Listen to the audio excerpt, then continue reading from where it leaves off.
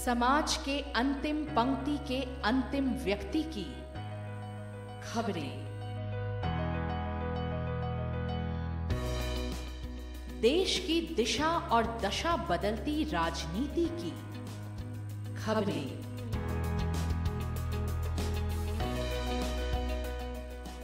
धोखा, विश्वासघात और अपराध की खबरें, जमीन पर चमकते चांद सितारों की खबरें। हर खबर से रहिए बाखबर, हर खबर की तह तक। जन टीवी, जन जन की आवाज।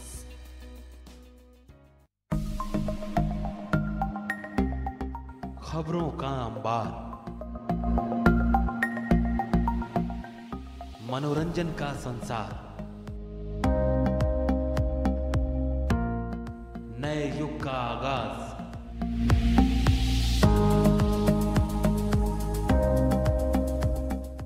आप देख रहे हैं जन टीवी, जन जन की आवाज। जिंदगी का हर पहलू दिखाता है जन टीवी। शख्सियतों से होती है मुलाकात, बहती है सुरों की गंगा राग और ताल के साथ।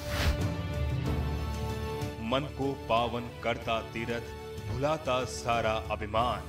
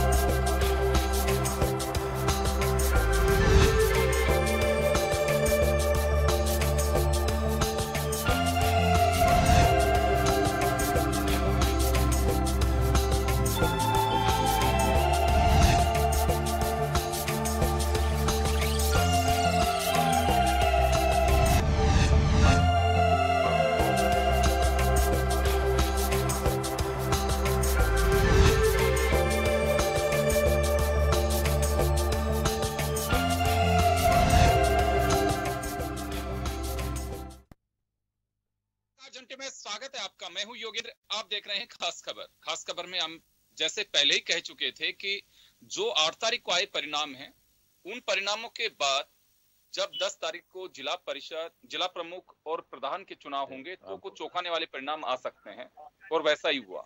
हर बार यही देखा जाता है स्थितियां बदल जाती है, क्योंकि इसमें क्रॉस वोटिंग के पूरे चांस होते हैं। अच्छा काम हो। क्रॉस वोटिंग को ठहराया जा सकता, संगठन के स्तर पे जो पार्षद के आते हैं उनका, लेकिन वो क्रॉस वोटिंग का एक रास्ता निकला हुआ है। और आरोप जो लगते हैं कि हॉर्स ट्रेडिंग की जो बात की जाती है वो यही है, और दोनों ही तरफ से या अन्य तो बड़ेबंदी कर दी थी, के बावजूद भी उलटफेर हुआ। और कई जगह जिसमें बीजेपी को भी झटका लगा है, कांग्रेस को भी झटका लगा है। लेकिन बीजेपी को इस उलटफेर में ज्यादा नुकसान उठाना पड़ा। कांग्रेस जैसलमेर में अपने ही 2 विधायक, मंत्री और विधायक के झगड़े की वजह से वहां हार का सामना करना पड़ा, जबकि वहां क्लियर मैच। चलिए हम चर्चा करेंगे इसी मुद्दे को लेकर के, आखिर इस उलटफेर के मायने क्या है, राजनीतिक दल समझ क्यों नहीं पाए, या फिर ये कहें कि चूक रही है, ये रणनीतिक चूक जिसे कहा जाता है, ये ऐसा तो नहीं रहा। हम बात करेंगे अभी। हमारे साथ वरिष्ठ पत्रकार श्याम सुंदर शर्मा साहब जुड़ गए हैं, कांग्रेस से आरसी चौधरी जी हमारे साथ जुड़े हैं, भाजपा से शैलाराम सत्संग जी हमारे साथ जुड़े हैं। सभी का स्वागत है। श्याम जी के पास आना चाहूंगा एक बार में। नमस्कार सबको। जी श्याम जी, आप मुझे सुन पा रहे हैं? जी सुन रहा हूँ जी जी। हम जब एक दिन पहले ही जब चर्चा की थी हमने, तो उस वक्त आपने आशंका जाहिर कर दी थी कि उलटफेर हो सकता है, और वही हम भी कह रहे हैं कि उलटफेर की आशंका है जो मुझे लगता है कि निर्मूल साबित नहीं हुई, उनमें कुछ न कुछ सच्चाई थी। इस उलटफेर का हो सकते हैं या तो ऊपर से रणनीतिक चूक रही। योगेंद्र जी, मैंने पहले भी कहा था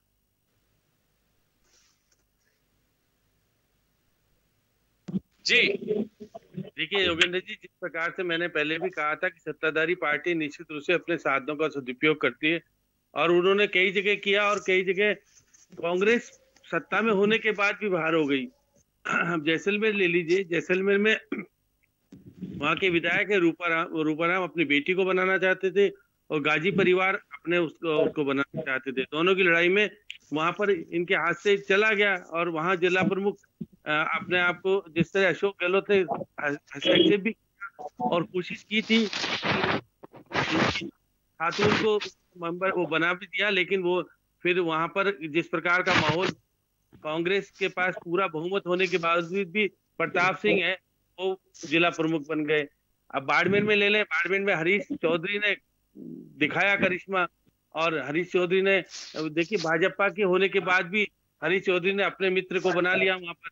बूंदी में भी देखिएगा कि बीजेपी कुछ भी देखती रह गई, और बीजेपी का बहुमत होने के बाद भी वहां पे चंद्रकला कंवर बन गई जिला प्रमुख। अजमेर में देखिएगा, अजमेर में भाजपा दावे कर रही थी, स्पष्ट बहुमत था, लेकिन सुशीला कंवर क्योंकि बागी हुई, निर्दलीय बनी, और कांग्रेस के समर्थन से बन गई, जबकि उसके पास था ही नहीं, 11 ही जीते थे। ऐसी स्थिति में देखिएगा जिस तरह पैसे का, धन बल का उपयोग, साधनों का उपयोग सत्ताधारी पार्टी ने किया, और उनको बीजेपी ने भी कुछ जगह भी किया। तो ये जिस प्रकार संसाधनों का उपयोग हुआ है, ये राजनीतिक भाषा में देखिएगा। देखिए भंवर सिंह पलड़ा, आपको मालूम है कि बजरी का धंधा करते हैं, वो अखबार भी चलाते हैं, बहुत सारी चीज करते हैं। उनकी पत्नी पहले भी जिला प्रमुख रही, विधायक भी रही, और उसके बाद अभी फिर से जिला प्रमुख। देखिए 2 जिला दावेदार थे, पुखराज पाड़िया दूसरी बार चुनाव लड़ना चाहते थे, और सुशीला कंवर लड़ना चाहती, दोनों को टिकट नहीं दिया, और पहली बार जीत करके आने वाले को आपने आपके प्रदेश दे दिया। अब अगर टॉक की बात करें, टॉक पे तो ठीक तरीके से बंसल जीती है, वो तो निश्चित। तो स्पीकर की बात करें, स्पीकर में प्रेम सिंह बाजोर है, उनके पास भी धन बल है और सब कुछ है, तो उनकी बेटी की बहू भी जीती है चुनाव। ये यहाँ पर चुनाव में हमेशा देखा जाता है 21 जिलों में से कई जगह पर धन बल का उपयोग हुआ, और आपके पास शासन का उपयोग हुआ, सत्ताधारी पार्टी का उपयोग, बहुत सारे ऐसे जगह की सोचा नहीं। चलिए सवाल ये है कि इसे कैसे देखा जाए, रणनीतिक चूक माने इसे? अगर कोई पार्टी जिसके पास मेजोरिटी है और वहां अगर क्रॉस वोटिंग होके आपको हार का सामना देखना पड़ता है, तो इसे क्या माने? देखिएगा कि जहां पर अनुभवी नेताओं की कमी होती है, राजनेता सही तरीके से सक्षम नहीं होते, पर्यवेक्षक सही ढंग से नहीं होते, मैनेजमेंट ढंग से नहीं हो पाता, पुराने लोगों को मनाया नहीं जाता, उसका परिणाम बीजेपी ने भी भुगता और कांग्रेस दोनों ने भुगता। ऐसा नहीं कि कांग्रेस ने ही सब जगह किया हो, बीजेपी ने भी कुछ चेंज कर किया है। चलो मैं वापस आ रहा हूँ आपके पास, मैं वापस आऊंगा आपके पास में। अभी हमारे साथ शैलाराम चौधरी जी भी जुड़े हुए हैं। सारंग साहब, आप मुझे सुन पा रहे हैं? शैलाराम जी, आप मुझे सुन पा रहे हैं? हाँ जी हाँ। सारंग साहब, मैं आपसे जानना चाहूंगा, आप ये पंचायत राज को अच्छे से जानते भी हैं। हाँ जी। 4 जगह आप लोगों की मेजोरिटी होने की मेजोरिटी इस वजह से कहना चाहूंगा कि आपके एक तरह से गठबंधन में है। अरे सोहेल सिंह जी होना चाहिए, लेकिन आपके हाथ से निकल गई बाजी बाड़मेर में, क्योंकि आपके बीजेपी के ही 2 लोग जाकर के क्रॉस वोटिंग में चले गए। एक दिन पहले एमएलए से मिले, सब जगह छाया रहा ये, लेकिन मैनेज नहीं कर पाए। हाँ जी, आपके आसपास उनको चुप कर दीजिए, आपको हाँ जी, हाँ साहब। सारंग साहब, आप ये मत, आपकी आवाज जो है आपके आसपास से आ रही है, आप उनको जरा साइलेंट कर।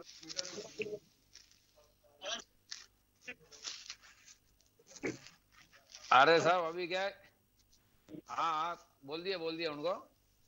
हाँ जी जी, तो सारंग साहब मैं आपसे जानना चाहूंगा जी कि बीजेपी की रणनीतिक चूक साफ दिखाई दे रही है कुछ जगह पे। देखिए, मैं अभी सब जगह के बारे में तो जानकारी लेके ही बात करूंगा। मैं अभी जैसलमेर में एज ए सहपरिवारी काम देख रहा हूँ भारतीय जनता पार्टी का, तो वहां आपने सफल करा दिया। और यहाँ बिल्कुल बीजेपी सफल रही है अपनी राजनीतिक रणनीति में, और उसके कई कारण थे, जिसमें से प्रमुख कारण था सीमांत जिला है, और जैसलमेर के अंदर एक फकीर परिवार का लंबे समय से जो है अपने पारिवारिक। सारंग साहब आपके पास वापस आऊंगा, आपके यहाँ से डिस्टर्ब बहुत आ रहा है, मैं वापस जोड़ूंगा आपको। आप क्लियर है, आप बात करिए। जी, आपके यहाँ से बहुत आवाज आ रही है, तो थोड़ा डिस्टर्ब हो रहा है। मैं नहीं, अभी कोई डिस्टर्बेंस नहीं है, जिनको था वो कर दिया आप। तो मेरा ये कहना है कि जैसलमेर के अंदर जिला प्रमुख बनने का कारण जो हमारे भारतीय जनता पार्टी के पदाधिकारियों कार्यकर्ताओं की मेहनत, रणनीति, उसके साथ साथ ही फकीर परिवार का लंबे समय से यहाँ जो है अपना वंशवाद पे, पंचायती राज पे कब्जा कर रखा था, और जो मुसलमान समुदाय के बहुसंख्यक लोग हैं जिन्होंने इस बार खुलकर भारतीय जनता पार्टी का साथ दिया है, कि हमेशा ये अपने परिवार के अलावा किसी को तवज्जो नहीं देते हैं, किसी को आगे नहीं आने देते हैं। तो जैसलमेर का जिला प्रमुख बनने में इस बार जो है कांग्रेस के बंधु भी त्रस्त और ग्रस्त थे, जिन्होंने भारतीय जनता पार्टी का चलाकर साथ दिया है। और जैसलमेर के अंदर जिला प्रमुख पद पर प्रताप सिंह जी जो निर्वाचित हुए हैं, उसमें और बाड़मेर में जिले का जैसलमेर के जो लोग थे, सभी लोगों का बहुत अच्छा सहयोग रहा है। इसलिए मैं सभी कार्यकर्ताओं को, चलिए वापस आ रहा शैलाराम जी, वापस आऊंगा। मैं आरसी चौधरी साहब के पास जाना चाहूंगा जी, आपके पास आना चाहूंगा मैं। ये जो रिजल्ट है, कांग्रेस के लिए एक एक सीट महत्वपूर्ण थी, क्योंकि सत्ता में आप हैं। इस मिथक को तोड़ा बीजेपी ने, या मतदाता की बात, मतदाता ने तोड़ा। लगातार ये चला आ रहा है 2000 से कि जो मेजोरिटी की पार्टी होती है, यानी कि सत्ता जिसकी होती है राजस्थान में, उस पार्टी को ज्यादा सीटें मिल जाती हैं। लेकिन अब की बार ऐसा नहीं हुआ था। बड़ा नुकसान कांग्रेस को इसका हुआ, और बीजेपी ने इसे भुनाने की कोशिश भी की, राष्ट्रीय स्तर पे भी इसे भुनाया कि किसान बिल से जोड़ा भी गया इसको। एक एक सीट थी, तो यहाँ पे 2 लोगों की लड़ाई की वजह से जैसलमेर की सीट अगर जाती है तो मुझे लगता है कि बहुत चिंता की बात है। आपने एक मंत्री बना रखा है वहां से, उसके बावजूद भी अगर लूज करती है कांग्रेस तो बड़ी चिंता की बात है। योगेंद्र जी, निश्चित रूप से राजस्थान के 21 जिलों के अंदर जिला परिषद और पंचायत समिति के जो चुनाव आहूत हुए, मैं राजस्थान की जनता का आभार व्यक्त करता हूं, जिन्होंने शांतिपूर्वक इस मतदान में हिस्सा लिया और लोकतंत्र को एक पर्व के तौर पे लिया। जो भी नतीजे चुनाव के रहे, उन चुनाव के नतीजों में ऐसा नहीं कि कांग्रेस बुरी तरीके से परास्त रही। अगर पिछले भी अगर हम आंकड़ों पे नजर डालें 2000 के बाद में, तो जिला प्रमुख सत्तारूढ़ दल के साथ में भारतीय जनता पार्टी के साथ में 2015 के अंदर निश्चित रूप से जिला प्रमुखों की संख्या भारतीय जनता पार्टी के पास में ज्यादा आई थी, वरना कांग्रेस का आधिपत्य रहा है।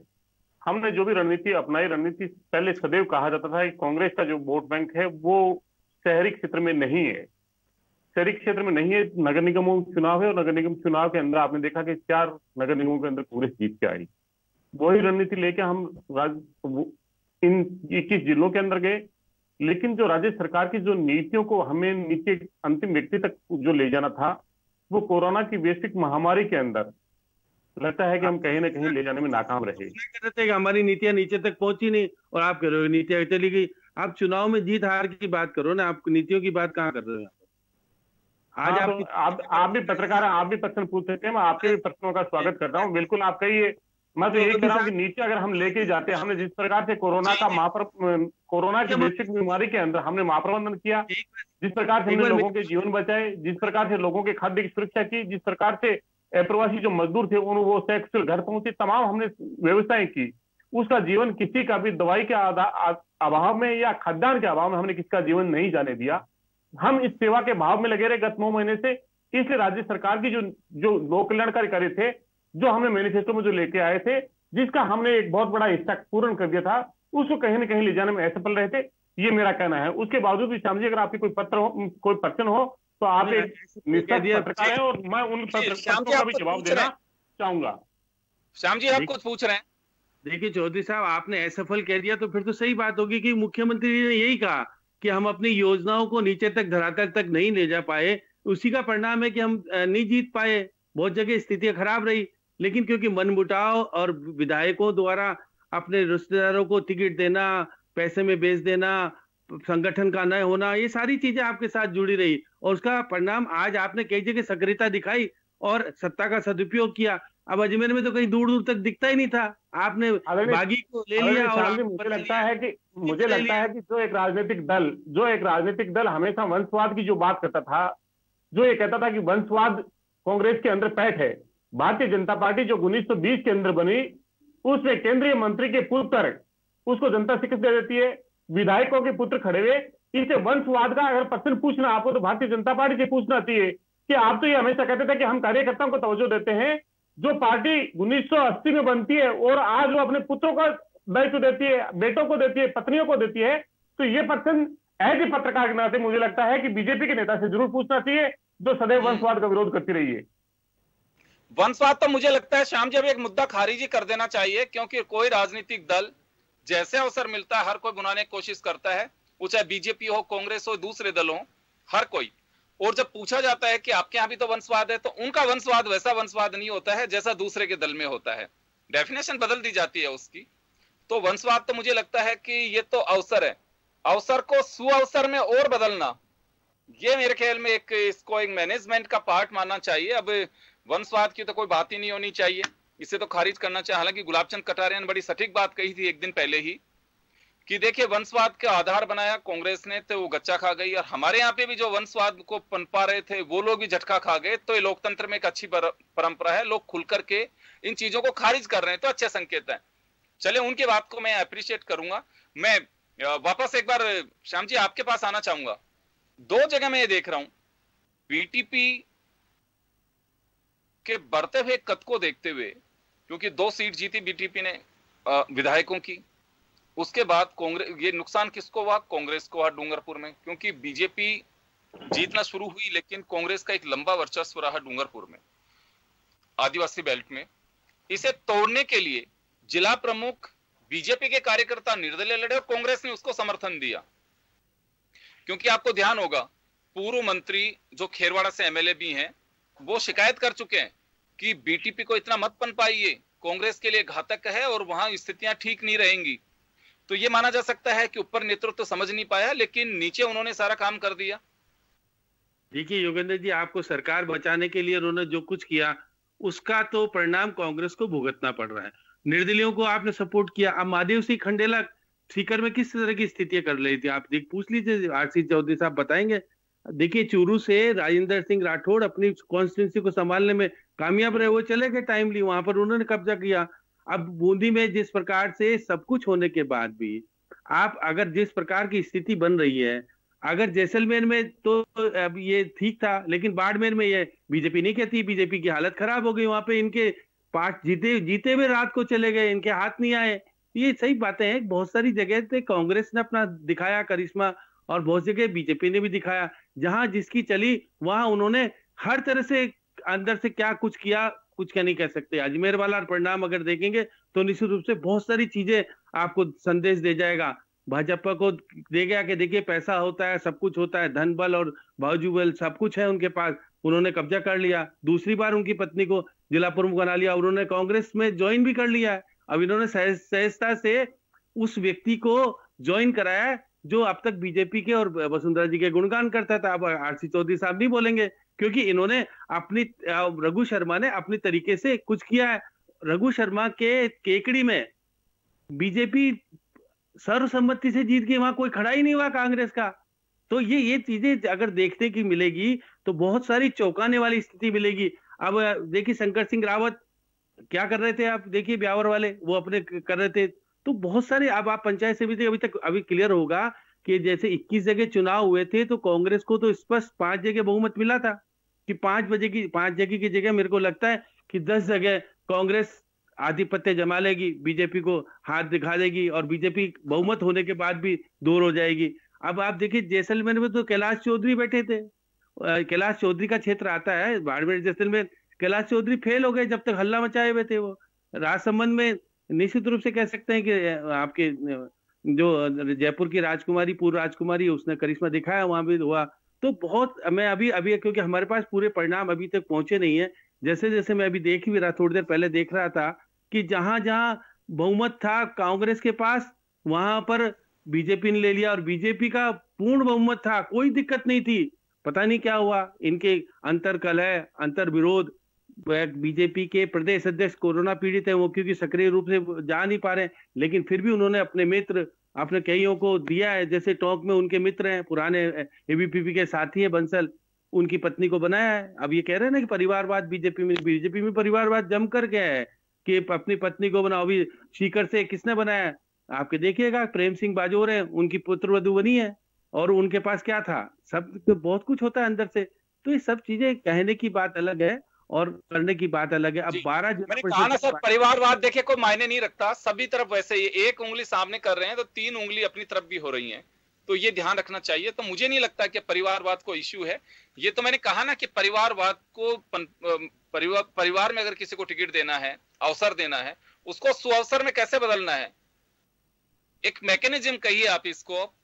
मुझे लगता है कि अभी परिवारवाद की कोई बात नहीं रही है, लेकिन इसमें एक जो आम कार्यकर्ता है, जो मेहनत कष्ट है, योगेंद्र जी, जो दिक्कत आती है ये योगेंद्र जी, जो पुराना जमाना था, जो डीसीसी जो जिला स्तर की कमेटी तय कर देती थी, वही माना जाता था राष्ट्रीय स्तर तक।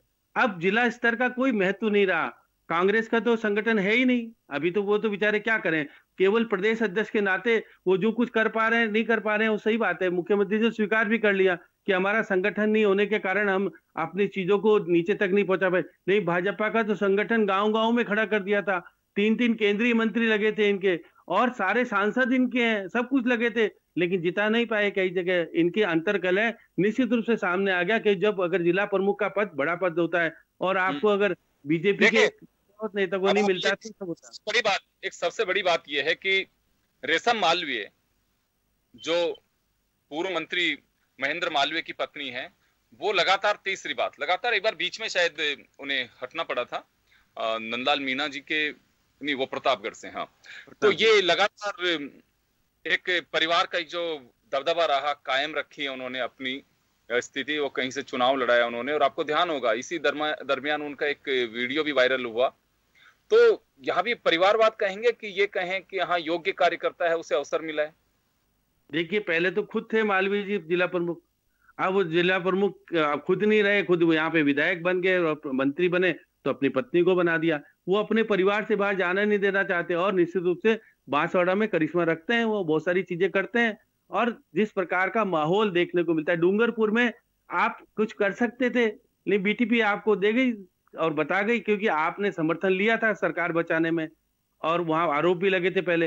नहीं, बीटीपी को बढ़ावा देने का काम जिस प्रकार से गत दिनों पे उपद्रव हुआ, जिस प्रकार की घटना घटी और वहां पे कार्रवाई नहीं हुई, कांग्रेस के पूर्व विधायक हल्ला मचाते रहे, सरकार को कहते रहे कि हमारी स्थिति खराब कर रहे हो और कोई सुनने वाला नहीं है, लेकिन नहीं सुना गया किसी को भी। तो आने वाला संकेत दे गया कि राजनीति में कार्यकर्ता और वरिष्ठता का होना जरूरी नहीं है, आपका ऊपर से श्याम जी वापस आऊंगा आपके पास, वापस आपके पास आऊंगा। शैलाराम जी आपके पास आना चाहूंगा। जो रिजल्ट हमें हमारे रिपोर्टर से मिल रहे हैं वो रिजल्ट आपके साथ में हम शेयर कर रहे हैं, स्क्रीन पे भी हम डाल रहे हैं। जो जिक्र किया जा रहा है कि अजमेर, जिसका जिक्र हम कर रहे हैं, अजमेर है, बाड़मेर है, कुछ और सीट है, 4 ऐसी सीट हैं जिला प्रमुख की, वो बीजेपी चाहकर के भी नहीं रोक पाई, हार का सामना करना पड़ा। और बूंदी भी है, बूंदी भी 4 ऐसी जगह है जिसमें प्रतापगढ़ भी है, मेजोरिटी होने के बावजूद भी बड़ा नुकसान उठाना पड़ा। तो ये कहीं चूक रही, या फिर ये माने कि हम बिल्कुल उसमें खो चुके थे कि हाँ देखिए हमें तो इतनी सीट मिली है। जावड़ेकर साहब दिल्ली से तारीफ कर दी पार्टी की कि राजस्थान में तो गजब हो गया, कांग्रेस की सरकार होने के बावजूद भी किसान बिल पर ठप्पा लगा दिया है जनता ने। आप क्या कहें इससे? शैलाराम जी, आप सुन पाए मुझे?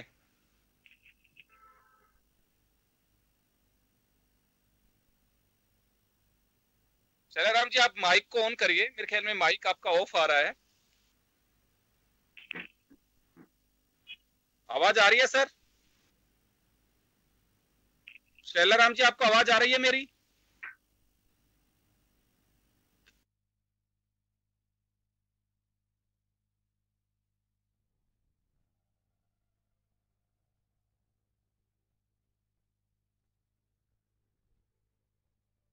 कार्यकर्ता के नाते मैं आपसे जानना चाहूंगा कि जब कहीं ऐसा लगता है कि हमारे पास में सीमित रिजल्ट मिला है, हमें जितनी अपेक्षा थी वो नहीं मिल पाए, हमारे अनुकूल सारी स्थितियां थी उसके बावजूद भी नहीं मिला, तकलीफ होती है कार्यकर्ता को, पता नहीं नेताओं को कितनी होती है, आप जैसे कार्यकर्ता को पक्का होती है।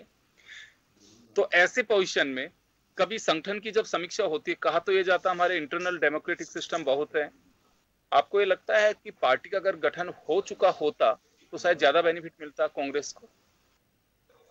योगेंद्र जी, इसमें तो कोई अतिशयोक्ति नहीं होनी चाहिए कि अगर संगठन का पुनर्निर्माण हो जाता और ज्यादा महत्वपूर्ण जिम्मेदारियां दी जाती तो उनका निर्वहन होता और ज्यादा बेहतर लगता। लेकिन हमारे अखिल भारतीय कांग्रेस कमेटी के महासचिव अजय माकन जी, जिनका संभाग्य जो दौरे होने थे और तमाम नेताओं से जो चर्चा करनी थी, उसी बीच में उनका जो स्वास्थ्य था वो स्वास्थ्य खराब हो गया और जिसके कारण पीसीसी का गठन नहीं हो पाया।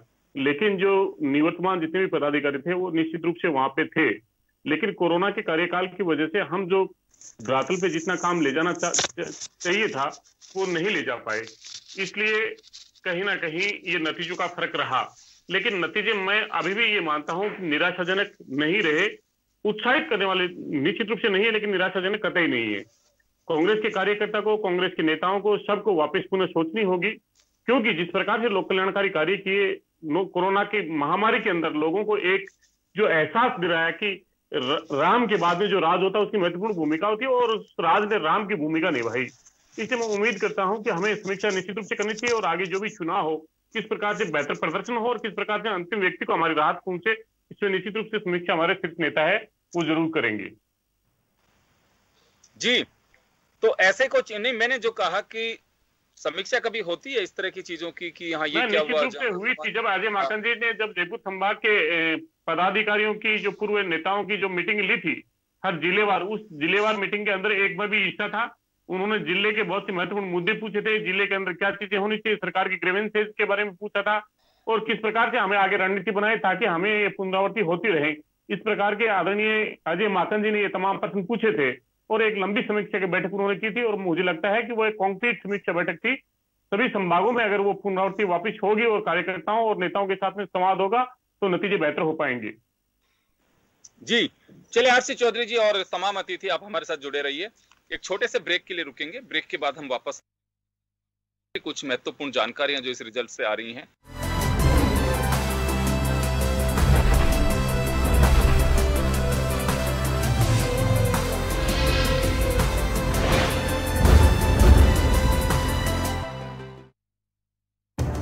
जिंदगी का हर पहलू दिखाता है जन टीवी।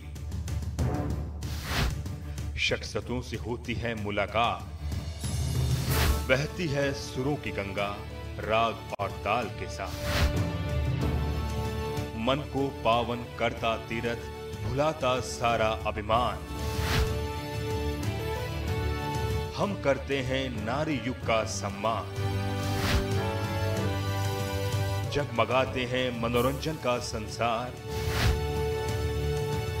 लगाते हैं यादों का अंबार। खेलों से बढ़ जाती है मन की रफ्तार। हम हैं आपके दिल की आवाज, जन टीवी, जन जन की आवाज।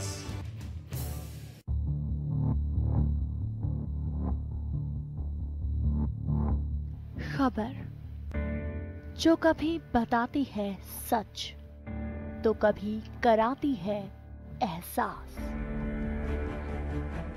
खबर जो है कुछ खास। खबर ही तो है जो कभी बनती है राजनीति से, तो कभी व्यापार से, कभी आती है खेल से, तो कभी मनोरंजन से, कभी खुशी से, तो कभी गम से। हाँ, खबर ही तो है। खबर थमती नहीं और ना ही थमेंगे हम,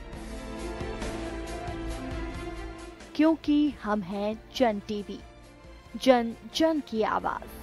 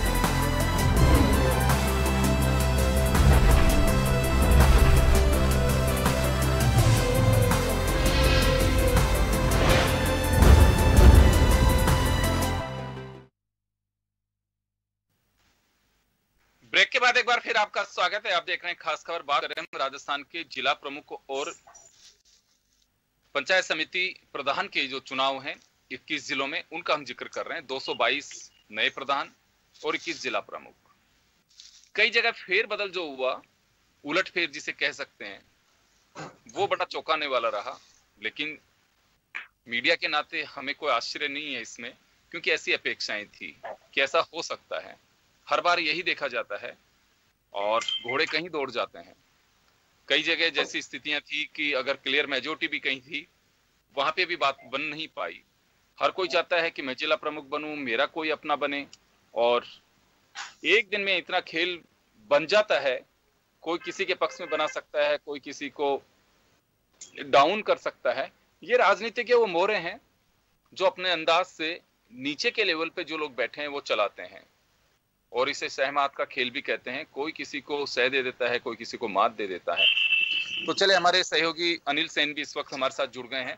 अनिल, ताजा अगर रिजल्ट्स की हम बात करें तो शेखावाटी बड़ा महत्वपूर्ण रहा, क्योंकि मुख्यमंत्री के यहाँ पे चुनाव नहीं था।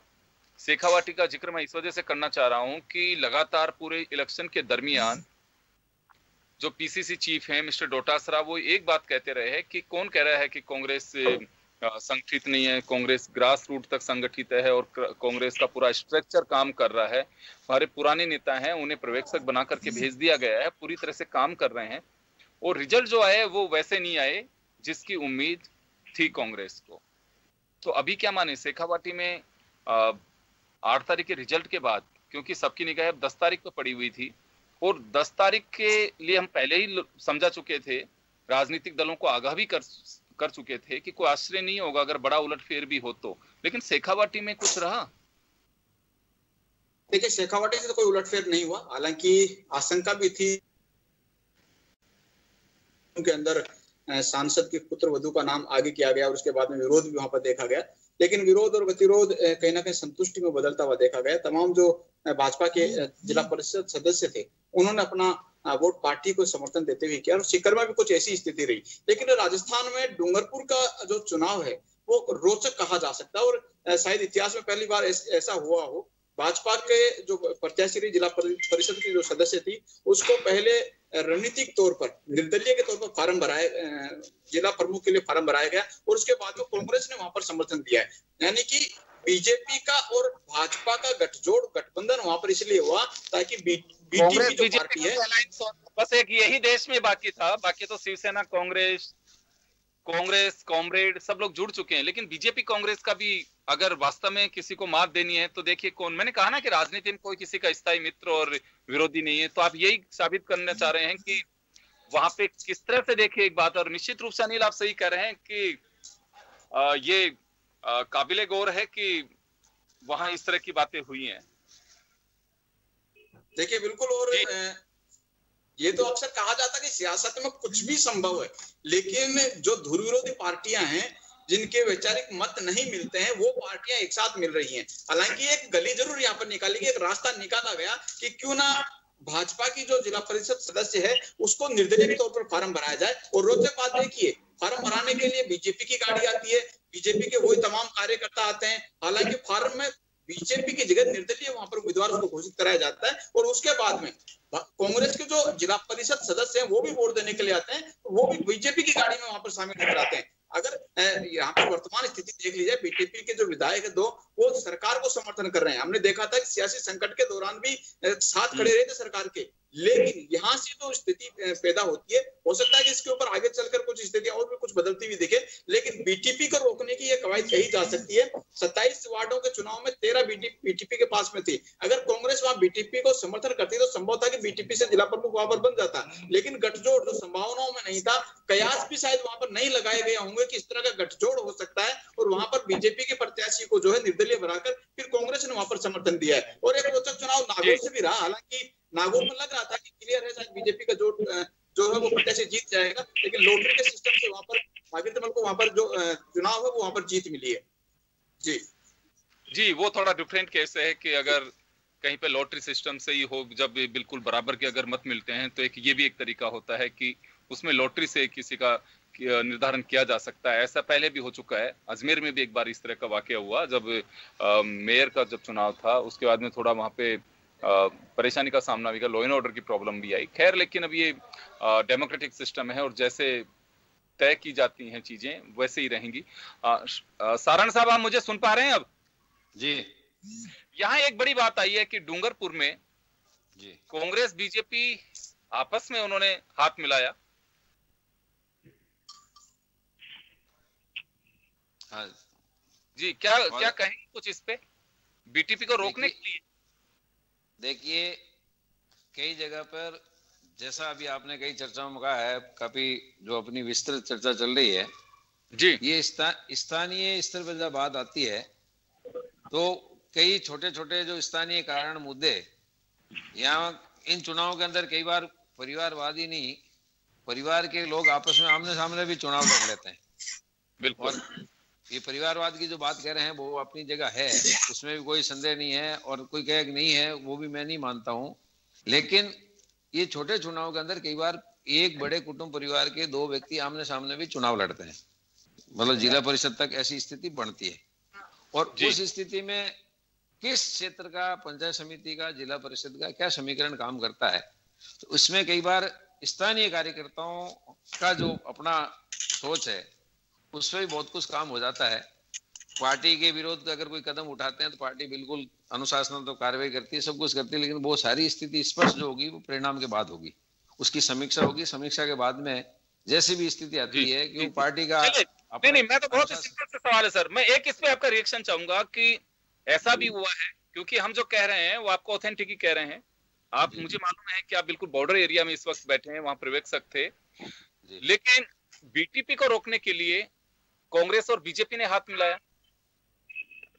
देखिए, ऐसा है कि राजनीति के अंदर कौन सा दाव कहां कब खेलना चाहिए वो अवसर देखकर किया जा सकता है। अब इस बारे में अधिकृत रूप से अभी नहीं कह सकता हूं, क्योंकि इस संबंध में मेरी अभी किसी से बात नहीं हुई है, और बिगर बात किए हुए, क्यों मैं एक पार्टी का अगुवा कार्यकर्ता हूं, प्रदेश के स्तर पे मेरे पास जिम्मेवारी भी है, तो आपकी बात का मैं जो है स्पष्ट उत्तर इसलिए नहीं दे पा रहा हूं क्योंकि इस संबंध में मैंने अभी कोई अलग से चर्चा नहीं की है, क्योंकि हम चुनाव में लगे हुए हैं पूरे टाइम से, और सिर्फ जो क्षेत्र हमें दिया गया, जैसलमेर जिले में मैं हूँ, तो जैसलमेर जिला अपना आप एक जो विषम परिस्थितियों के अंदर है, खाली राजनीतिक तौर से भी नहीं है, यह भौगोलिक दृष्टि से भी है, और सीमांत क्षेत्र भी है, और राष्ट्रीय और अंतर्राष्ट्रीय गतिविधियों से भी यहाँ लोगों को, स्थानीय लोगों को सामना करना पड़ता है। तो मैं तो ये बात कहूंगा, जैसलमेर जिले के अंदर आप डूंगरपुर का उस क्षेत्र का प्रश्न आपने किया है, बिल्कुल, क्योंकि मैं प्रदेश स्तर के इस समाज के अंदर बैठा हूँ, मुझे बिल्कुल इसका उत्तर देना चाहिए। लेकिन पिछले 15 दिन से हम दूसरे चर्चाओं में बिल्कुल भाग नहीं ले पाए हैं, सिर्फ और सिर्फ अपने स्थानीय क्षेत्र को संभाला है। इसलिए इस समझ में अभी मैं आपको स्पष्ट जो है जो जानकारी मैं आपको नहीं दे पाऊंगा, क्योंकि इस विषय में 15 दिन से हमारी चर्चा नहीं हुई। कोई बात नहीं है, लेकिन एक कार्यकर्ता के नाते आप बहुत सीनियर वर्कर हैं पार्टी के और काफी एक महत्वपूर्ण जिम्मेदारी आपके पास में है यहाँ। लेकिन एक तो सवाल मेरा ये है कि बीजेपी को कुछ जगह पे झटका लगा है। झटका मैं इस वजह से कह रहा हूं कि आपकी मेजोरिटी होने के बावजूद आपके को दूसरा ले गए। ऐसा है, इसके अंदर सबसे बड़ा झटका तो कांग्रेस को लगा है, क्योंकि कांग्रेस ने निकाय चुनाव के अंदर भी जैसे तैसे करके नगर निगमों के अंदर कोटा, जयपुर और जोधपुर में अपना अस्तित्व बचाया है, और पंचायती राज के अंदर भी जो है ये दावा कर रहे थे कि पूरे हम बीजेपी का सुपड़ा साफ कर देंगे, जबकि ऐसा कुछ भी नहीं हुआ है। जनता ने बिल्कुल बीजेपी का अच्छा समर्थन किया है पूरे प्रदेश के अंदर। अच्छा, बीजेपी ने जो है जिला परिषद में और पंचायत समितियों के प्रधान पद पे जो आज जो निर्वाचन हुआ है उसके अंदर हमारे प्रधान और प्रमुख बने हैं। और रही बात है, कई जगह कुछ कार्यकर्ता अपने निजी स्वार्थों के कारण, अपने प्रलोभन के कारण, अपने स्वार्थ के कारण जो पार्टी के साथ में जिन्होंने भी जो किया है उसके लिए पार्टी समीक्षा करेगी और उनके साथ में जो भी उचित कार्रवाई होगी उनके खिलाफ कार्रवाई करेगी। जी, लेकिन एक बात मैं यहाँ जानना चाहूंगा शैलाराम जी, आपको नहीं लगता कि कई बार ऐसा होता है कि हम कहते तो हैं, पार्टी स्तर पे कहा भी जाता है, लेकिन एक्शन भी आपने लिया, बहुत अच्छी बात है कि डिसिप्लिन बहुत जरूरी है कहीं पे भी हो वो, लेकिन जैसे अगला चुनाव आता है तो हम स्टेज पे बैठा करके गले में पट्टा डाल करके और फिर उनको गले लगा लेते हैं, तो देखते हैं कि कोई फर्क नहीं पड़ता, वापस आ जाएंगे सभी पार्टियों के लिए। मैं बीजेपी बात नहीं कर रहा हूँ। ये देखिए, अब मैं इतना कह सकता हूँ एक पार्टी का जो है अगुआ कार्यकर्ता होने के नाते कि जिन्होंने भी पार्टी की विचारधारा से विपरीत जाकर और पार्टी की गाइडलाइन से हटकर कोई भी कदम उठाया तो उनके खिलाफ बीजेपी जरूर कार्रवाई करती है और करेगी, और बिल्कुल जो उचित निर्णय होगा वो प्रदेश स्तर पर सामान्य प्रदेश अध्यक्ष जी और हमारी जो पार्टी की अनुशासन समिति बनी हुई है उस पर जो है पूरी जानकारी एकत्रित करके पूरे जो है आंकड़ों के साथ में सारी बात मंगाकर और अनुसार कार्रवाई होती है, और बिल्कुल उचित कार्रवाई आगे भी हुई है और अभी भी होगी। चलिए, मैं वापस दूंगा आपको ऐसा चांस। मैं आरसी चौधरी जी आपके पास आना चाहूंगा। आपके भी कुछ इसी तरह की घटनाएं हुई हैं, कहीं क्रॉस वोटिंग हुई है, कहीं जीतने वाला प्रधान या जिला प्रमुख आपका बन सकता था लेकिन बन नहीं पाया। ऐसी पोजीशन में पार्टी कार्रवाई करेगी जब पर्यवेक्षक रिपोर्ट देगा, लेकिन ये वापस जब गले लगा लिया जाता है तो ऐसे तो डिसिप्लिन नहीं बन सकता, क्योंकि हर व्यक्ति देखता है कि मैं इस अवसर को छोड़ना नहीं चाहता। देखिए योगेंद्र जी, मैं तो इसमें एक ही सोचता हूँ, कोई भी राजनीतिक दल के अंदर पंचायत समिति और जिला परिषद के जो किसी पार्टी के सिंबल पे चुनाव जीत के आते हैं उनके ऊपर आप अनुशासनात्मक कार्रवाई के तौर पे क्या कर सकते हैं? उनकी ना तो सदस्यता से आप उन्हें एक्सपेल कर सकते हैं, पार्टी से एक्सपेल कर देते हैं, लेकिन जो प्रधान और जिला प्रमुख जो बनना होता है वो उसके मत से हो जाता है। इसमें दोनों ही राजनीतिक दल या कोई भी तमाम जो राजनीतिक दल हैं, अगर उनकी मंशा ये होती है कि हमें इसको शुद्धिकरण करना है और इस प्रकार का जो जनता का जो जनादेश है उसके अंदर तोड़फोड़ ना हो, तो निश्चित रूप से विधानसभा के अंदर इस पे बिल लेके आना चाहिए, ताकि अगर कोई ऐसा करता है तो वो अपनी सदस्यता से जाए। लेकिन मैं ये व्यक्तिगत तौर पे ये सोचता हूं कि ये जो चुनाव है उन चुनाव के अंदर राजनीतिक विचार के अलावा भी वहां पे जो लोकल जातीय समीकरण होते हैं, लोकल जो मुद्दे होते हैं, या फिर जो सरपंचों के जो चुनाव होते हैं उनका भी प्रत्यक्ष और अप्रत्यक्ष रूप से दबाव होता है, और फिर उन सदस्यों को तय करते हैं अपने रिश्तेदारी के तौर पर या किसी दूसरे दबाव के कारण कि आपको वोट अमुक व्यक्ति को देना है। तो इसलिए जो जनादेश नीचे से आया है वो भी इसीलिए जनता जिता देती है कि कोई दिक्कत नहीं, चाहे रहे बीजेपी में, लेकिन ये वोट कांग्रेस को देने जाएगा, हमें इसको जिताना है। लेकिन जब प्रमुख और प्रधान की बात आएगी तो ये कांग्रेस को देगा। इसलिए ये सभी राजनीतिक दलों को ये सूचिता तय करनी होगी सदन के अंदर की इस तरह की कोई घटनाएं ना हो, नहीं हो। बिल्कुल, हॉर्स ट्रेडिंग को अगर रोकना है तो आप सही कह रहे हैं, अगर रोकना है तो, और अगर इसी तरह से चले कार्यकर्ता को बाहर निकाल दिया फिर वापस गले लगा दिया तो इससे तो मुझे नहीं लगता कि कोई अनुशासन हो पाएगा। और हर बार हम यही सब कुछ देखते रहते हैं कि एक बार स्थितियां ऐसी बनती हैं कि क्रॉस वोटिंग हुई, पता लगा, बाहर का रास्ता दिखा दिया, पहले एक नोटिस जारी होता है, फिर 6 साल के लिए निष्कासित कर दिया जाता है, फिर अगला जब चुनाव आता है तो फिर वापस गले लगा लिया जाता है। तो हर व्यक्ति भरोसा रख के चलता है कि कोई फर्क नहीं पड़ रहा, अगली बार मैं ही, अगर मेरे में ताकत होगी, मेरे जो बैकबोन जो मेरा मत है, अगर उसमें अगर ताकत होगी तो वापस ले लेंगे। कोई परवाह नहीं करता संगठनों की, क्योंकि संगठन भी कहीं ना कहीं कुछ चीजें ऐसी मैनेज करते हैं कि कार्यकर्ता जो है उसके हितों पे कुठाराघात करते हैं। यही बड़ी वजह है कि आजकल संगठनों से थोड़ा सा कार्यकर्ता का भरोसा भी उठता जा रहा है और वो अपने तरीके से चलता है फिर इस तरह के चुनाव में। श्याम जी, आपके पास आऊंगा एक बार में। हर पार्टी के साथ हर चुनाव में यही सब कुछ होता है, एक ना एक बड़ी लिस्ट आएगी, इनको पार्टी से बाहर का रास्ता दिखाया, हम भी छाप देंगे। और जब बाई इलेक्शन आएगा तो एक स्टेज बनेगा, स्टेज पे इतने लोगों ने ज्वाइन किया, घर वापसी, ये तमाम जो चीजें देते हैं, तो ऐसे कैसे किसी राजनीति का डिसिप्लिन रहेगा। हर्षित चौधरी साहब ने सही कहा कि विधायकी में जब खतरा होता है दल बदल का, तो यहाँ क्यों नहीं होना चाहिए। पंचायत राज को तो मजबूत करने की बात कही जाती है।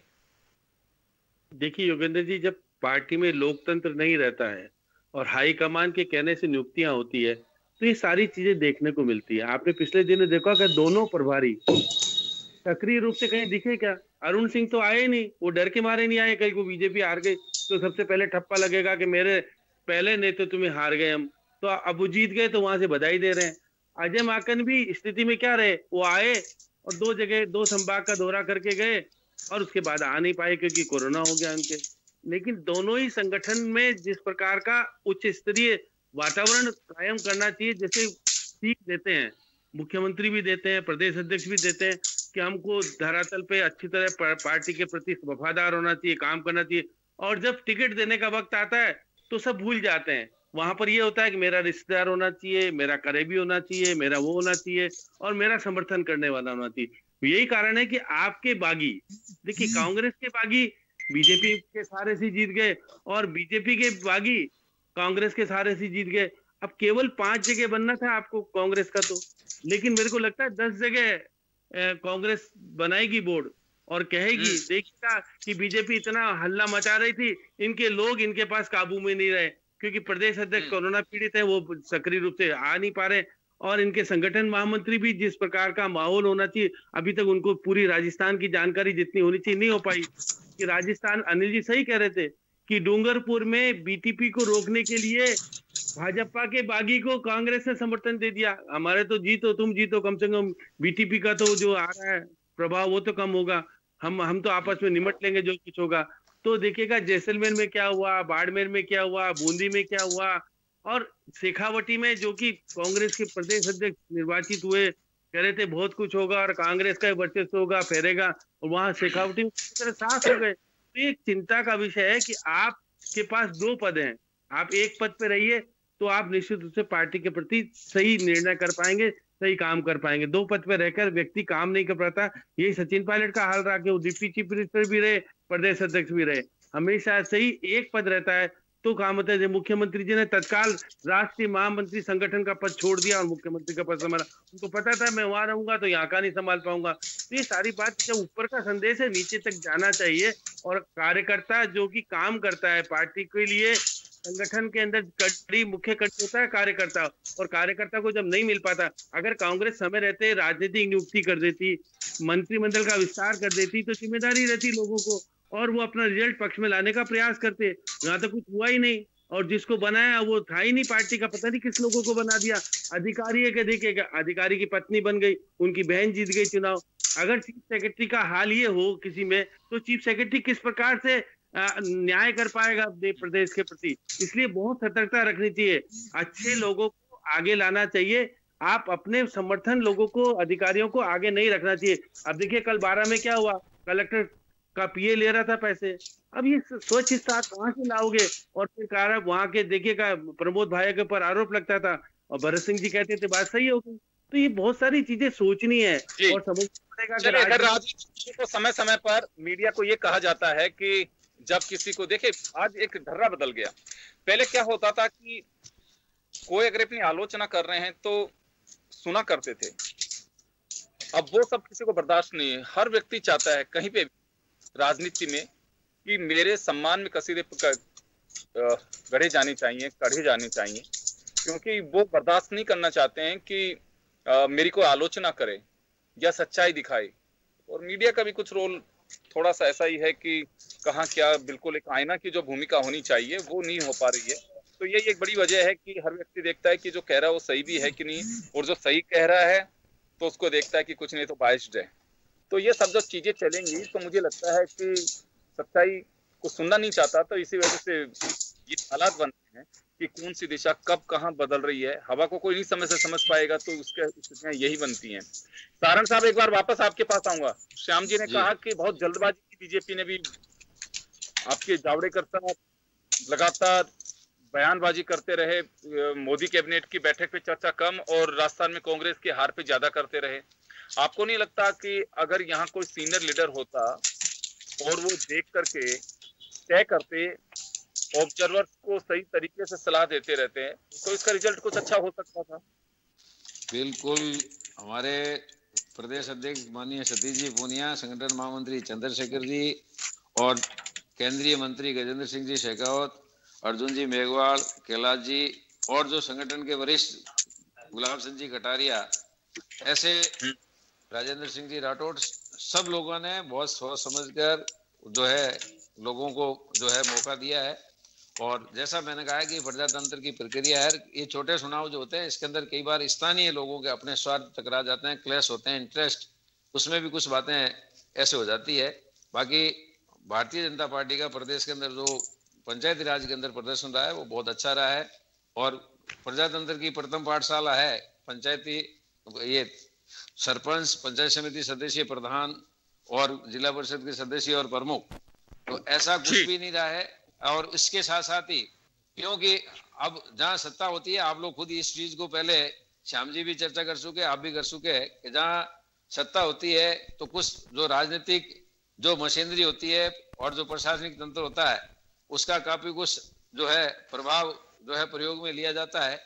और इसमें कोई संदेह नहीं है कि सरकार ने जितने अपने घोड़े खोलने थे सारे खोल दिए, उसके बावजूद बीजेपी के कार्यकर्ताओं की फौज हर दाढ़ी गांव गांव कोने कोने में जो लगे हुए थे और अपना पंचायती राज के अंदर अच्छा जो है प्रदर्शन रहा है। और मैं पूरे सर एक बात बताइए शैलाराम जी, आप कह रहे हैं कि संसाधनों को जिस तरह से दुरुपयोग का आरोप लगा रहे हैं सत्ता पक्ष पर, तो यहाँ कुछ लगता है आपको ऐसा कुछ हुआ है? कोई कंप्लेन कहीं पे दी है? कहाँ हुआ? बिल्कुल हुआ है, और जहां जहां हुआ है बिल्कुल जो हमारे जो संबंधित शिकायतें भी की है, और वो सारा आंकड़ा अब प्रदेश स्तर पे आएगा, उसके बाद में आप लोगों के सामने भी जरूर आएगा, क्योंकि प्रशासनिक तंत्र का बिल्कुल जो है दुरुपयोग हुआ है। चाहे वो और सत्ता पक्ष के एमएलए हैं, उन्होंने बिल्कुल अपने अपने प्रभाव का स्थानीय क्षेत्र पर जो है बिल्कुल प्रयोग किया है। और उस प्रयोग के अंदर कम से कम मैं ये कह सकता हूँ, पहले मेरे को परिवार में गमी हो गई थी, बाद में मैं जैसलमेर में वापस आया हूँ। यहाँ जो मंत्री है सालेह मोहम्मद जी, उन्होंने और उनके परिवार ने लंबे समय से यहाँ जिला परिषद पर कब्जा कर रखा था, और इस बार पूरे क्षेत्र की जनता ने, मैंने जैसा कहा कि मुस्लिम समुदाय के बहुत से लोगों को, मुझे पूरे क्षेत्र में पूरे जिले में दौरे किए हैं, इनसे जो परेशान थे, और उसका आज परिणाम आप लोगों के सामने है। आरसी चौधरी साहब, आपके पास आऊंगा एक बार। मैं ये बात अक्सर उठती है कि सत्ता पक्ष ने दुरुपयोग किया है संसाधनों का, विधायक अपने प्रभाव का उपयोग करके और वहां दबाव बनाने की कोशिश की है। मुझे लगता है कि इस प्रश्न का मुझे जवाब देने की जरूरत नहीं। भारतीय जनता पार्टी के जो प्रवक्ता हैं उन्होंने सब ने जवाब दे दिया है। वो कह रहे हैं कि जिस जिले में मैं प्रभारी के तौर पे हूँ और वहां पे हमारी सरकार के मंत्री हैं, उसके बावजूद वो उस जिला प्रमुख नहीं बन पाता है। अगर ये दबाव होता तो वो वहां पे जिला प्रमुख किसकी नहीं बनती। इसलिए लोकतंत्र के अंदर जो जनता का जो जनादेश है उसका सम्मान करना चाहिए, और अपनी अगर कहीं पे पराजय होती है या आपके राजनीतिक कहीं पे प्रतिद्वंदता है या राजनीतिक रूप पे गुटबाजी है, तो उसको स्वीकार करके उसको सुधार करना चाहिए। मैं इस बात को इस चैनल के ऊपर जो डिबेट होती है, मैं उसमें ये निश्चित रूप से स्वीकार करता हूं कि ये एक ऐसा चैनल है जहां पे बिना किसी दबाव के, बिना किसी और चीजों के एक निष्पक्ष डिबेट होती है। इसलिए इस चैनल पे बैठ के ये तो खुद ही बताएं, भारतीय जनता पार्टी के नेता जिस जिले में प्रभारी के तौर पे बैठे हैं, क्या वहां पे राजस्थान की सरकार नहीं है? क्या वहां पे गुजरात का प्रभाव था या मोदी जी का आपने सहारा लिया था जिससे वो बना पाए? इसलिए भारतीय जनता पार्टी को ये स्वीकार करना चाहिए कि जनता ने उन्हें नकारा है जिला प्रमुख के तौर पे, जहां पे छोड़ के गए हैं, जहां पे आपके केंद्रीय मंत्री है, बीकानेर के अंदर आपका मंत्री है, पड़ोसी जो जिला है बाड़मेर है, वहां पे आपका केंद्रीय मंत्री है। इसलिए आप अपने अंदरूनी जो घटना घट रही है उस पर चिंतन और मंथन कीजिए। देखिए, बाड़मेर के अंदर भी राजस्व मंत्री है, उन्होंने अपने मंत्री पद का पूरा प्रभाव करते हुए जो ये, तो फिर वो जैसलमेर में आपको किसका प्रभाव काम आया? आप ये बता दीजिए। जैसलमेर में राजस्थान की सरकार नहीं थी क्या? गुजरात का इंफ्लुएंस था? आपने ऐसे क्या मशीनरी लगाई जो आपने राजस्थान की सरकार की मशीनरी को फेल कर दिया? एक मिनट चौधरी साहब सुनिए। जैसलमेर के अंदर जो स्थानीय जनता है, मैंने क्या कहा कि हिंदी लोग कहते हैं कि फकीर परिवार के मुस्लिम समुदाय फतवा जारी करते हैं और मानते हैं, लेकिन इस बार ऐसा नहीं हुआ है। बिल्कुल हमारे एक कार्यकर्ता ने घर घर जाकर जो है जागृति की है राजनीतिक क्षेत्र की, और जो मुस्लिम समुदाय के लोग हैं हमारे साथ आए हैं और हमारे मेंबर जीते हैं, और उन्होंने खुलकर सहयोग किया कि उनका परिवारवाद लंबे समय से चल रहा था जैसलमेर के अंदर, और उस परिवारवाद को हटाने के लिए जैसलमेर की जनता ने, पूरे क्षेत्र के लोगों ने एक मुश्त होकर। चलिए, मैं माफी चाहूंगा सर, मैं साहब जो विधानसभा के चुनाव थे वही जैसलमेर की पोखरण विधानसभा थी, जिसके अंदर आपने क्या कहा था? योगी वहां पे मुख्यमंत्री थे, उन्होंने क्या वक्तव्य दिया था? इसे आज कह रहे हैं आपके साथ मुस्लिम समुदाय है, उस दिन आपको बलि चाहिए था, हाली नहीं चाहिए था, इसलिए आप अपनी पल पल के सुविधा के अनुसार जो विचार बदलते हैं उन पे चिंतन कीजिए। किस प्रकार से आप अपना वक्तव्य दे रहे हैं? सर, मैं माफी चाहूंगा, रोकना चाहूंगा तमाम अतिथियों को। आपका बहुत बहुत शुक्रिया, आपने हमारे साथ इतना इस समय बिताया है। और लबोलुआब यही है कि जो हम एक पहले कह रहे थे कि कुछ आश्चर्यजनक परिणाम आ सकते हैं सामने, तो निश्चित रूप से उस पर ठप्पा लगा है। और इस तरह की आश्चर्य की बात नहीं है, अपेक्षित थे कि ऐसा कुछ हो सकता है, क्योंकि राजनीतिक दल नीचे के स्तर पर राजधानी में बैठ करके वो मॉनिटरिंग नहीं कर पाते हैं जो होनी चाहिए। पर्यवेक्षक भेजते हैं, लेकिन स्थानीय जो जोड़ तोड़ होता है उसके आगे आज भी मैं कहूँ इस स्तर से जो कवायद की जाती है वो वहां पे काफी हद तक फेल हो जाती है। और जिस अपेक्षा के साथ, जिस उम्मीद के साथ में इस चुनाव में प्रत्याशी उतारे जाते हैं, वो सब कुछ आप चाहें जैसे रहें वो बहुत मुश्किल बात है, क्योंकि अक्सर ये ट्रेंड हम देखते आ रहे हैं और ऐसा कई मर्तबा हुआ है, पहली बार ऐसा नहीं हुआ कि उलटफेर हो गया हो। तो ये दौर ऐसे ही चलता है। लेकिन चलिए, तो मैं अप्रिशिएट करूंगा कि राजनीतिक दलों को सभी को सोचना चाहिए कि ये सब कब तक चलेगा और कैसे इसे रोका जा सकता। बहुत बहुत शुक्रिया आप सभी का। खबर में इतना ही, दीजिए इजाजत, नमस्कार। नमस्कार।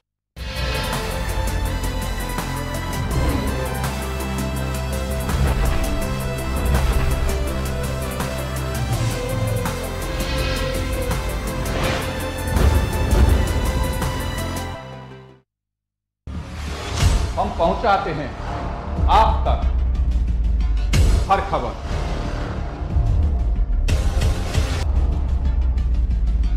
बजट कितना खरा उतरता दिख रहा है। खबर जो है आपके काम की।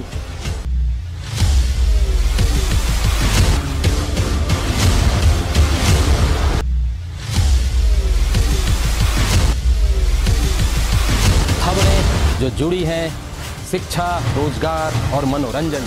जन टीवी, जन जन की आवाज। समाज के अंतिम पंक्ति के अंतिम व्यक्ति की खबरें, देश की दिशा और दशा बदलती राजनीति की खबरें,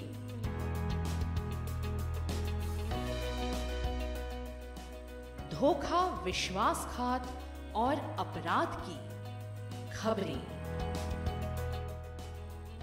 जमीन पर चमकते चांद सितारों की खबरें।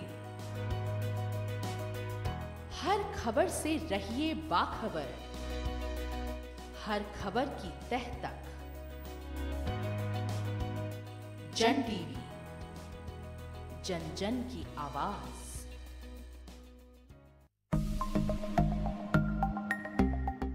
खबरों का अंबार, मनोरंजन का संसार, नए युग का आगाज।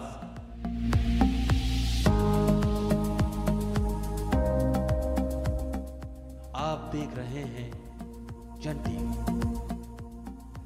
जन जन की आवाज।